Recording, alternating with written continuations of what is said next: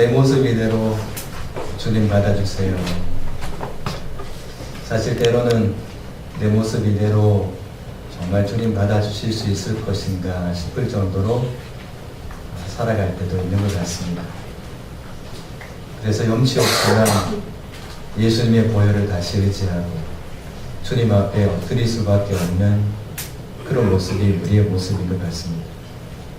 손을 벌려도 아무것도 얻을 수 없는 대상들 앞에 손을 벌리고 살았던 우리의 인생이 날 받아주세요 라고 손을 벌리면 받아주실 수 있는 분이 계셔서 우리는 참 행복한 사람인 것 같습니다.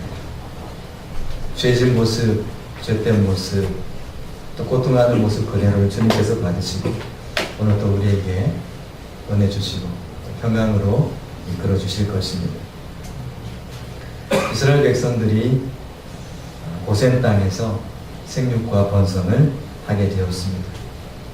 이것은 하나님께서 아브라함에게 약속하셨던 그 약속이고 그 약속을 이제 아브라함과 이삭과 야곱의 때 그리고 12명의 아들들 때에 그 모든 것들을 하나씩 이뤄가고 있습니다. 그 모두를 이 약속을 이루기 전에 먼저 그 약속을 담을 만한 그릇으로 계속 만들어 가셨습니다. 그래서 12명의 아들들 때에 이르러서 하나님께서는 그 한 사람 한 사람을 보이지 않는 손길로 단련해 가기 시작했습니다. 그냥 찰흙 덩어리로 만드는 깨지기 쉬운 아이들 손에서 빚어지는 그릇이 아니라 그냥 쉽게 만들고 쉽게 깨트릴 수 있는 한번 사용하고 일회용으로 끝날 수밖에 없는 그런 그릇이 아니라 하나님 나라에서 귀한 보화를 담고 하나님의 크신 그 언약을 담고 이루어갈 만한 그런 견고하고 강하고 또 크고 넓고 하나님 보시기에 합당한 모습으로 이들을 만들어 가셨습니다. 그 중에 중심이 되었던 것은 사랑과 용서의 삶이었습니다. 이들은 처음부터 그런 사람들이 아니었죠. 특히 네 번째 형제인 유다 같은 경우에는 또 마십시오. 형제를 막 죽이려고도 하고 상처받은 그 마음 복수하려고 누군가 나에게 창을 던지면 아버지의 편애라는 창을 받았을 때 그거 뽑아갖고는 요셉을 향해서 던져버리지 않습니다. 요셉은 그 창에 아파하며 애굽으로 팔려가는 신세가 되기도 했습니다. 받은 것은 반드시 보복하고 반드시 대가를 지불하게끔 해야 됐던 사람이 유다였는데 그 유다 대표적인 인물이 그런 인물이었는데 하나님께서는 그 유다의 모습을 바꾸어 가셨습니다. 그의 인격과 성품이 변화되었습니다. 그래서 그는 사랑하며 용서하는 사람이 되고 그의 사랑과 용서를 통해서 이 유다 가문이 하나가 되어 생육과 번성했고 하나님의 꿈을 이루어가고 언약을 성취해가는 그 자리로 그들이 나아가게 됩니다. 그 중에 이 유다가 한 발판이 되어진 것을 봅니다. 유다는 아버지 야곱의 사랑을 받지 못한 것으로 인해서 상처를 받았던 사람입니다.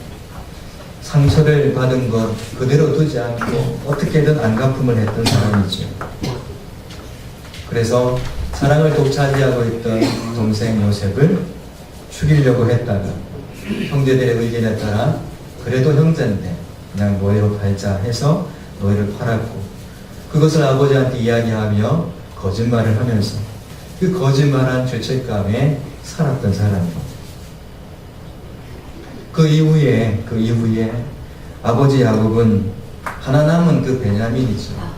라헬의 남은 아들 그 베냐민만을 사랑하는 여정한 그 아버지를 계속 보면서도 그는 더 이상 상처의 사람으로 살지 않고 하나님께서 변화시켜 주시는 사랑과 용서의 삶으로 그가 변화되어져 갑니다.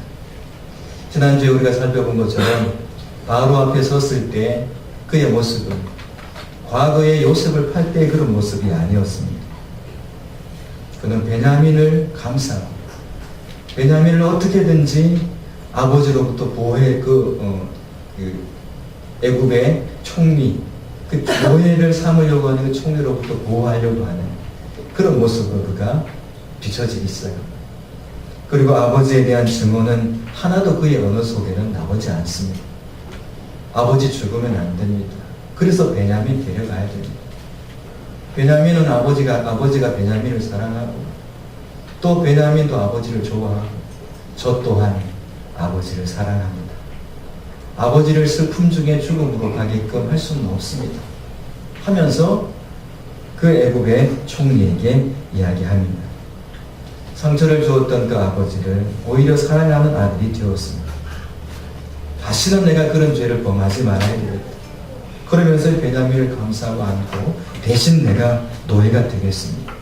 이 형제들의 모든 죄를 내가 짊어질 테니까 형제들은 다 보내주시고 저를 노예로 삼아주세요. 이런 희생과 헌신의 사람으로 그는 바뀌어졌습니다. 그의 희생으로 말미암아 이 야곱의 가족 안에 도저히 해결될 수 없을 것 같았던 그런 갈등들이 하나하나 해결되고 순식간에 뜨거운 햇살에 봄 눈이 녹듯이 그 봄 햇살에 눈이 녹듯이 다 녹아 사라지고 말았습니다. 하나님께서는 이런 그릇을 만드셨던 것이죠. 이 유다의 모습은 예수님을 예표하는 모습이기도 합니다. 이 예수님의 모습이 어떤 모습입니까? 우리 인류가 도저히 해결할 수 없는 그 죄의 대가, 그 죄의 값, 그 문제를 가지고 우리 인생이 얼마나 하나님과 원수된 그 삶을 살았는지 모릅니다. 우리의 노력과 힘으로는 도저히 하나님께 도달할 수 없고 나아갈 수 없고 노력하면 할수록 우리 생애 가운데는 한계점에 부딪히면서 할 수 없다라고 포기하게 만들었던 그 죄의 문제가 예수님께서 십자가를 지심으로 다 도말되고 원수되었던 아버지 하나님과의 관계가 이제는 하나님의 자녀가 되어서 하나님 나라를 상속하는 데로 우리를 삼아주시고 언제 그랬느냐는 듯이 우리를 사랑의 품으로 안아주시는 그리고 우리가 언제든지 아버지 앞으로 나갈 수 있는 자녀가 된 그런 은혜를 우리는 경험하게 됩니다. 예수님을 예표하고 있는 이 사람 유다,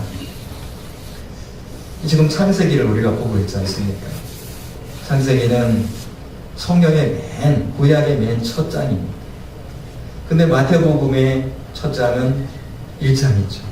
신약의 첫 복음이 마태복음입니다. 그 마태복음 첫 시작 부분에 예수님께서 이 땅에 오신 통로에 대해서 쭉 계보를 설명하고 있는데 그 계보의 내용 속에 자세히 들여다보면 아브라함과 이삭과 야곱에 대한 이야기가 나옵니다. 아브라함은 이삭을 낳고 이삭은 야곱을 낳고 야곱은 12명의 아들 중에 대표 한 사람 세워야 되는데 누구의 이름이 올라가 있을까요? 궁금하시면 한번 지금 찾아보셔도 됩니다. 한번 찾아보세요. 우리 생각에는 그곳에 내가 고생한 이 요셉의 이름이 그곳에 12명의 아들의 대표로 올라갈 것 같은데 여러분 한번 보세요. 성경에 뭐라고 되어 있냐면 야곱은 누구를 낳았다라고 되어 있습니까? 요셉을 낳았다 이렇게 되어 있습니까? 아니면 유다를 낳았다. 유다와 그의 형제들을 낳았다 이렇게 말씀을 하고 있습니다. 유다가 대표가 되어 있습니다. 아니 우리가 생각할 때는 요셉이 그렇게 고생해서 총리가 되어가지고 가족들을 그렇게 이끌어갈 수 있는 그 정도로까지 그런 사람이 되었으면 그 가문의 영광되는 사람이 여러분 그렇지 않습니까? 대제국 애굽에 정말 바로와 같이 그렇게 존귀한 자가 요셉이 아닙니다. 그러면 여러분들의 족보를 한번 쓴다고 한번 생각해 보세요. 누구 이름을 올리겠습니까? 우리 가문에 요셉 같은 사람이 있었다. 이렇게 하면서 멋있게 말이죠. 마태복음 첫 장을 출발해야 되지 않겠습니까? 그러면서 적어도 우리 예수님께서 메시아로 오시는 가문이 적어도 이런 집안이야 하면서 요셉을 딱 띄워놓고 요셉과 그의 형제들을 낳았다 이렇게 딱 나와야 되는데 하나님께서는 그렇게 내고 있지 않습니다. 이 유다를 그 형제들의 대표로 그곳에 심어놓고 계세요. 어떻게 이렇게 하셨을까요? 하나님의 눈길로 바라봤을 때 요셉이 총리로까지 가고 그가 꿈을 이뤄간 그 모든 것들은 누구의 도움이었습니까? 그가 노예 생활할 때 그 노예로 견뎌낼 수 있고 그 가운데도 형통한 삶을 살 수 있었던 것은 하나님의 지키심이시고, 여러분, 환난을 당하고 어려움을 당하고 핍박을 당하더라도 낙심하지 마시기 바랍니다. 왜냐하면 이 요셉의 인생을 보면 하나님께서 그렇게 요셉을 환난 중에 지켜주셨거든요. 그 환난 속에서 형통한 자가 되어 있습니다. 이것은 하나님의 돌보심이 아니면 우리는 이해할 수 없는 부분들입니다. 하나님께서 하셨어요. 근데 이 유다가 행했던, 내가 형제들의 죄값을 다 내가 맡아서 가겠습니다 라는 예수님과 같은 마음을 가진 것은 유다밖에는 없었다라는 것입니다. 이것은 우리에게 무엇을 보여주고 계십니까? 표면적으로 위대해 보이고 많은 업적을 남기는 그 위대함이 하나님께 기억되는 것이 아니라는 것입니다. 그러면 하나님께서 기억하시는 것은 무엇입니까? 잘 보이지 않고 드러나지 않더라도 정말 예수님의 마음을 가지고 예수님과 같이 그렇게 형제들의 죄를 짊어지고 형제들을 사랑하며 그 증오와 원망으로 패배자의 삶을 살 수밖에 없는 그의 삶을 하나님의 은혜로 사랑의 삶으로 승화시키고, 그렇게 외면하고 있는 아버지 사랑하고, 그렇게 사랑을 독차지하고 있는 동생이지만 그래 아버지의 사랑으로 사랑받고 있으니 고맙구나 하면서 그 영혼 지켜내려고 하는 그 영혼, 그것이 바로 예수님의 마음인 것이죠. 여러분, 우리는 이 세상의 삶이 언젠가는 다 끝나게 되어 있습니다. 이 세상의 삶이 다 끝나고 나서 하나님께서는 누군가를 기억하실 것입니다. 누군가를 기억하실 때, 창세기 끝나고 구약이 끝나고 마태복음이 시작될 때 하나님께서 유다를 기억하셨던 것처럼, 요한계시록이 끝나고 저 보좌의 심판대 앞에 생명록에 기록된 사람들 가운데 하나님께 기억된 사람들이 있을 터입니다. 성도 여러분, 그때 여러분들이 이 땅에 업적은 아무런 중요한 것이 아닙니다. 하나님께 기억된 사람들이 되시기를 그렇게 주님의 이름으로 축원합니다. 그런 사람들이 되어야 것입니다. 그래서 하나님께서 12명의 형제 가운데서 그 귀한 예수님의 계보에, 그 귀한 예수님의 계보에 유다를 심으시고 구겨 넣으신 것처럼 보이지 않습니다. 빼고 싶어 하는 마음들이 있었을 거예요. 아니, 요셉이에요. 그때 하나님께서 마태에게 그런 마음을 주셨어요. 아니야. 유다야. 내가 유다를 기억하고 있어. 이렇게 말씀하신 것 아니겠습니까? 그래서 유다의 이름이 그 귀한 예수 그리스도의 탄생의 조상으로 기록되어 있는 것이지요. 하나님께 기억되는 사람은 영원히 기억되는 사람입니다. 누가 하나님의 기억 속에 남아있습니까? 총리가 된 사람입니까? 아니면 서열적으로 루벤이 장자인데 서열적으로 장자가 되어 있는 그 루벤이 이름이 기록되어 있습니다. 아버지의 사랑을 망뚱이라서 독차지했던 그 베냐민의 이름이 거기에 올라가 있습니까? 아닙니다. 주님은 그들을 다 커트라인에서 제외시켰습니다. 하나님의 언약의 계보의 중심에 설 수 있는 사람은 바로 유다 같은 사람입니다. 희생할 줄 알고, 그리고 아버지를 용납하고 용서할 줄 아는, 그래서 사랑의 공동체를 이루어가며 내가 그 공동체의 죄값을 다 내가 짊어지겠습니다 라는 예수님의 마음을 가진 그 사람을 하나님께서는 기억하셨습니다. 우리 성도님들의 그 카톡을 제가 가끔씩 봅니다. 보면서 보다가 어느 날 그걸 보게 되었습니다. 이런 글을 어떤 분이 올려놓았더라고요. 사랑할 수 없는 사람을 사랑하자. 어떻게 사랑할 수 없는 사람을 사랑합니까? 이게 굉장한 역설입니다. 근데 그분은 그런 마음을 갖고 사시는 것 같아요. 말씀을 준비하면서 그분이 써놓은 그 단어가 생각났습니다. 사랑할 수 없는 사람 사랑하자. 증오해야 되고 보복해야 되고 원수를 갚아야 되지만, 하지만 내가 피해를 보고 아픔을 받았지만 사랑으로 승화시키고 용납하고 용서하면서 내가 대신 그의 짐을 지고 가겠다. 대속물로 내가 살아가겠다. 이런 마음의 태도로 살겠다는 뜻이 아니겠습니까?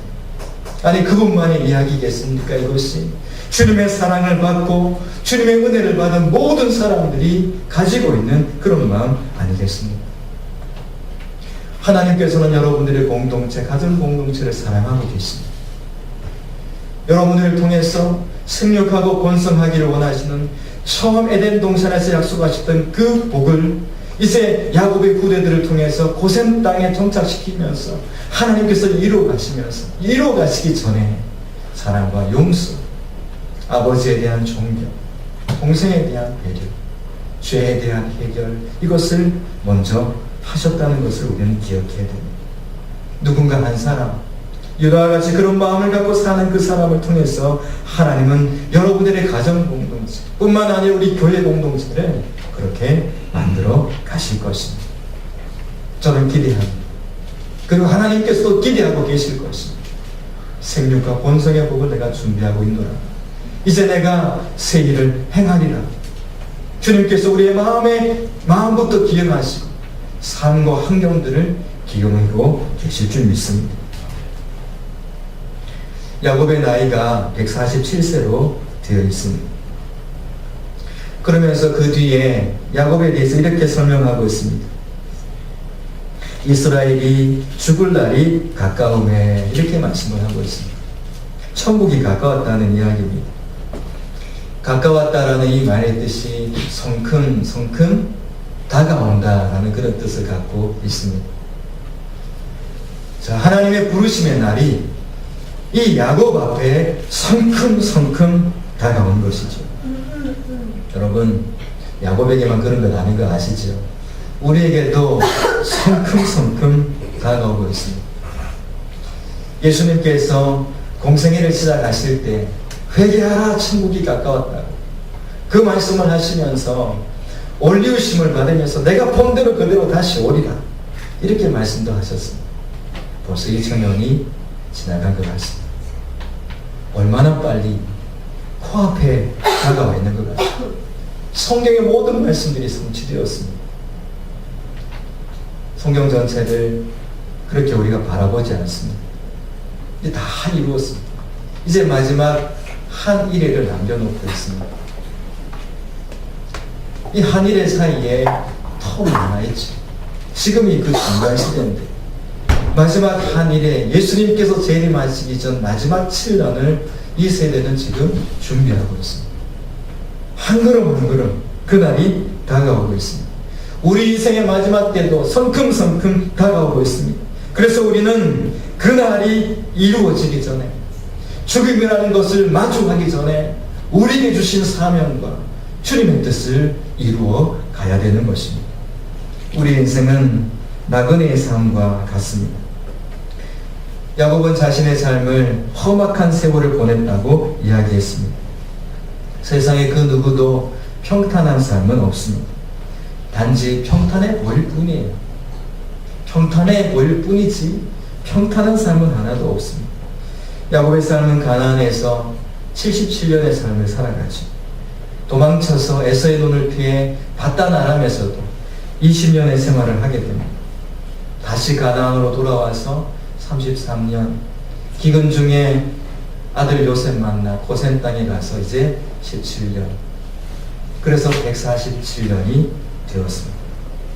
147년이 지난 다음 그가 이제 나그네의 삶을 마치려고 하는 그런 때에 도달하게 됩니다.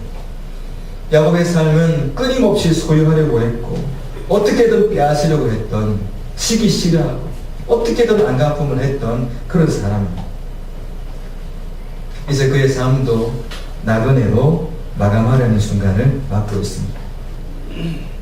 우리의 삶은 다 이렇게 언젠가는 마지막 들숨이 있고 날숨이 없는 날이 오게 될 것입니다. 그날을 향해서 우리는 모두가 달려가고 있습니다. 성도 여러분, 그날이 도착하기 전에 그날을 준비하는 우리가 되어야 될 것입니다. 야곱 자신의 삶을 살아간 것 같은데 사실은 보게 되면 그가 힘껏 달려가도요, 하나님께서 방향은 항상 하나님께서 코치를 해주셨습니다. 가나안으로 가라. 이제는 애굽으로 내려가. 이 모든 것들은 결정적인 순간들마다 하나님께서는 그를 인도해 주셨습니다. 왜냐하면 하나님께서는 그에게 약속하셨기 때문이죠. 내가 너와 함께 있어 내가 어디로 가든지 너를 지키며 너를 이끌어 이 땅으로 돌아오게 할지라 내가 내게 허락한 것을 다 이루기까지 너를 떠나지 아니하리라. 바단 아람으로 어디로 가야 될지 모르지만 하여튼 도망치고 있는 그에게 주셨던 약속의 말씀이기도 합니다. 또 창세기 28장에는 전능하신 하나님이 내게 복을 주시어 내가 생육하고 번성하게 하여 내가 여러 족속을 이루게 하시고, 하나님께서 이렇게 야곱에게 약속하신 말씀들이 있습니다. 하나님은 약속하신 그 말씀대로 신실하게 야곱의 삶을 이끌어 가셨습니다. 오늘 우리의 삶도 똑같습니다. 자, 하나님께서는 이 약속을 다 지키셨어요. 근데 야곱의 이 흘러내려오는 삶 가운데 이제 인생의 마지막 주님의 부름을 앞두고 있는 이 야곱의 모습을 한번 자세히 한번 보십시오. 그는 어떤 사람이 되어 있습니까? 요셉을 불러서 그렇게 이야기합니다. 내가 내게 은혜를 입었거든. 내가 내게 은혜를 입었거든. 청하노니 내게 행하여 달라. 지금 아들한테 이렇게 이야기하고 있습니다. 요셉, 내가 너에게 내가 은혜를 입었어. 내가 은혜를 입었어. 그래서 내가 부탁할게. 청하노니, 이건 어떤 이야기입니까? 신하가 왕에게 청하는 것 아닙니까? 아랫사람이 윗사람에게 청할 때 이런 표현 쓰지 않습니다. 아버지가 아들한테 지금 이렇게 하고 있습니다. 인애와 성실로 내게 행하여 달라. 이 야곱이 보니까 요셉은 인애와 성실이 있는 사람이었습니다. 인애와 성실은 하나님의 성품입니다. 이 요셉 안에 그 조그미한 것이 있는 것이죠. 하나님의 끊임없는 사랑이 있고 그 끊임없는 사랑 안에서 성실하게 부지런하게 열심히 살아가는 이 아들 요셉을 그는 보게 된 거죠. 그래서 내게 행하여 달라. 이렇게 청하고 있는 모습을 봅니다. 성도 여러분, 아들이라 할지라도 이런 귀한 마음을 갖고 있는 이 요셉을 보면서 아버지가 되어 있지만 이렇게 겸손한 마음으로 야곱이 바뀌어져 있습니다. 야곱 같지 않습니다. 야곱한테서 이런 모습 처음 봅니다. 우리가 지금 창세기 보면서 야곱 모습 속에 이런 모습 처음 보지 않습니까? 자주 보실 것 같거든요. 처음. 그 다음 또 이런 모습이 나옵니다. 그에게 그렇게 이야기합니다. 애굽에 나를 장사하지 아니하도록 하라. 내가 조상들과 함께 눕거든 너는 나를 애굽에서 메어다가 조상의 묘지에 장사하라. 자, 죽는다는 말을 쓰지 않습니다. 내가 눕거든. 어디 갈 준비가 되었다는 것입니까? 천국 갈 준비가 되었다는 이야기. 성도에게 죽음은 복된 것이다 그랬습니다. 왜냐하면 천국으로 이사가는 날이기 때문에 그렇습니다. 이 야곱은 그런 준비가 되어 있습니다. 애굽에 장사하지 말고 가나안 땅에 장사. 비록 내가 이 땅에 이 애굽이라는 땅에서 이렇게 먹고 살지만 내가 머물러야 되는 것은 저 땅이야. 가나안 땅. 이걸 누구한테 이야기합니까? 요셉한테 이야기합니다. 이것은 또 다르게 보게 되면 믿음과 신앙을 자녀들에게 상속하고 있는 것입니다. 너희들의 땅은 애굽이 아니야. 저 가나안 땅이고 우리가 약속받은 땅은 저 가나안 땅이라. 그 비전을 죽을 때까지 놓지 않고 있는 것입니다. 성도 여러분, 천국에 대한 소망은 내 숨이 닿는 그날까지 놓지 않으셔야 됩니다.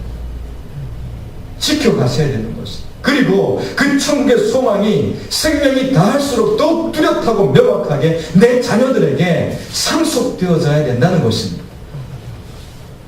내 은행 잔고가 얼마 남았는데 그것 말고 말입니다. 그런 거 아닙니다.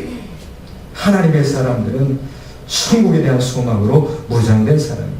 천국에 돌아갈 소망이 분명하기 때문에 그것에 대해서 자녀들에게 이야기하고 있는 것이죠. 창세기 15장에는 그렇게 말씀하셨습니다. 여호와께서 아브라함에게 이르시되 너는 반드시 알라. 내 자손이 이방에서 객이 되어, 이 애굽에서 객이 된다는 것이죠. 이방에서 객이 되어 그들을 섬기겠고 그들은 400년 동안 내 자손을 괴롭히니 그들이 섬기는 나라를 내가 징벌할 것이며 그 후에 내 자손이 큰 재물을 이끌고 나오리라. 아브라함에게 약속하시던 이 약속을 야곱은, 이삭의 대를 지나서 손주뻘이 되는 이 야곱은 여전히 그 약속을 부여잡고 있었습니다. 그리고 죽음이 임박한 그 상황 속에서 자손들에게 우리가 돌아갈 곳은 가나안 땅이라고 이렇게 신앙을 전수하고 있는 것이지. 성도 여러분, 우리는 믿음의 삶을 살아오면서 자녀들에게 무엇을 전수하고 있습니까? 지금 여기 어린 아이들에게 우리 믿음의 선배로서 이 아이들에게 무엇을 가르치고 있습니까? 여러분, 소망을 하늘에 두시기 바랍니다. 하나님께 소망을 두셔야 됩니다. 이 땅이 애국처럼 아무리 번성하고 풍성함이 많다 할지라도 우리의 소망은 저 천국입니다. 이 땅은 잠시 머물다가 떠나게 되는 곳이죠. 잠시 떠나는데 먹기 좋고 보기 좋고 듣기에 좋은 것 있다 할지라도 여러분 거기에 절대 현혹되지 마시기 바랍니다. 자, 이것을 전수하고 나서 야곱이 뭐합니까? 침상 머리에 앉아 하나님께 경배합니다. 야곱의 모습은 이 사람은 다 죽을 준비가 되고 마치 주님 내 영혼을 받아주세요 라고 하는 것처럼 하나님을 경배하고 있는 것입니다.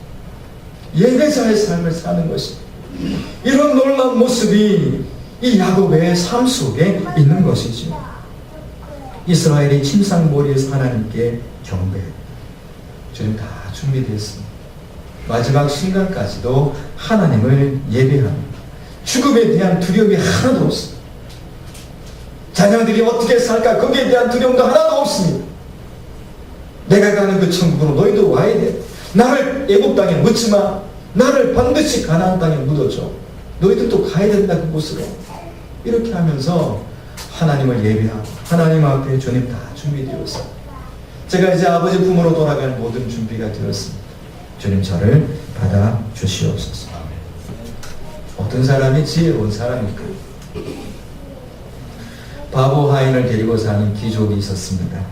하루는 귀족이 그 하인에게 지팡이 하나를 주면서 이 바보야, 이보다 더 바보스러운 사람 나타나면 이 지팡이 주라.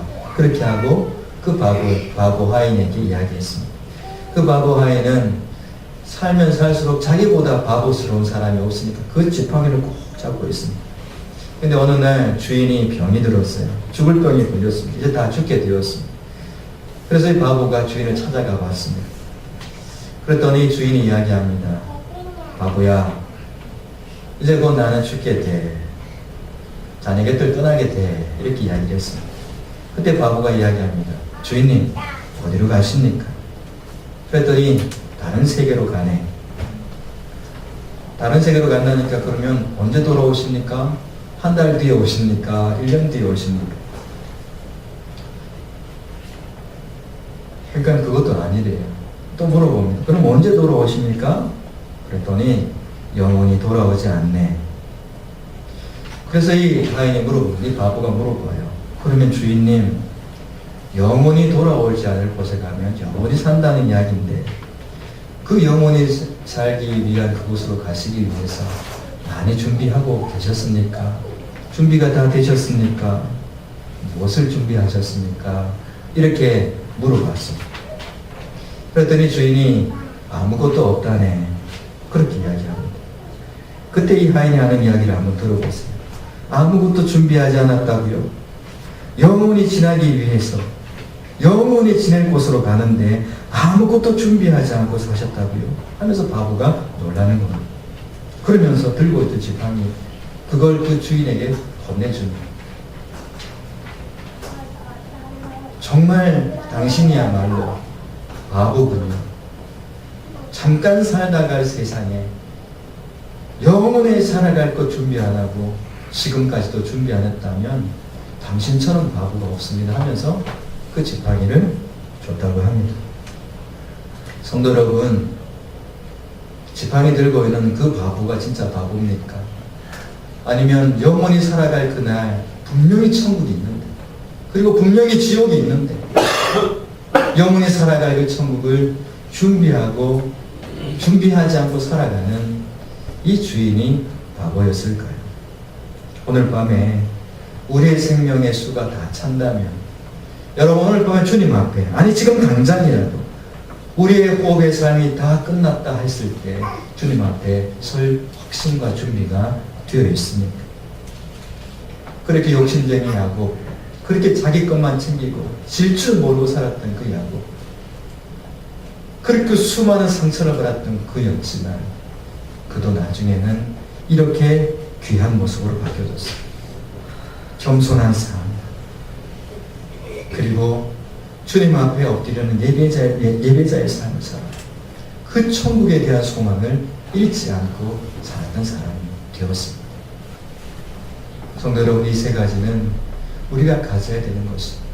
생육하고 번성하는 삶을 살기 위해서 용서와 사랑의 삶으로 이 12명의 가족을 하나님께서 이렇게 잘 마무리해서 그릇 만드신 것처럼 우리 인생의 147년의 수가 다 찬 다음에 그때는 우리에게 필요한 것이 있다는 것을 보여주고 있지 않습니까?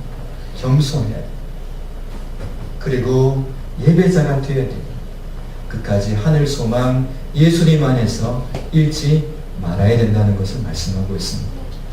성도 여러분, 이제 우리의 차례가 된 것 같습니다. 이제 우리가 그 차례를 맞이하면서 주님 앞에 마지막 내 인생의 모습, 침상머리에 몸이 아파 움직이지 못하는 그런 모습에 침상에 있지 주님 앞에 예배하는 삶이 되시고 주님의 이름으로 축복합니다. 살아계신 하나님 아버지,